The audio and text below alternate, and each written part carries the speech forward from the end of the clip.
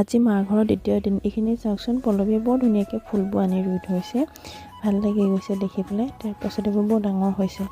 তাৰপাছত আকৌ আজি ৰাতিলৈ আমাৰ ঘৰত গীতা পাঠ আছে যিহেতু, তাৰ বাবে এয়া ৰাতিয়ে হ'ল পিঠা বনাইছে। তাৰপিছত এইফালে অমিতা দালি, চয়াবিন, ৰঙালাও, আলু চব্জি বনাব।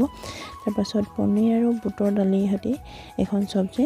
তাৰপাছত এয়া নতুন চাউলৰ ভাত, আৰু এয়া বৰমাই আকৌ চেৱা দিছে দেই, চেৱা দিয়া ভাত আজি প্ৰথম খাম এই বছৰটোত। তাৰপাছত আৰু এইখিনি চাওকচোন, ইমান ধুনীয়া হৈ আছে ভাতখিনি। তাৰপিছত এইফালে মায়ে ভিতৰত বুটৰ দালিখিনি প্ৰেছাৰ কুকাৰত দিছিলে, সেয়া চালোঁ, চাই পেলাই এয়া ধুনীয়াকৈ সিজি গৈছে বোলো।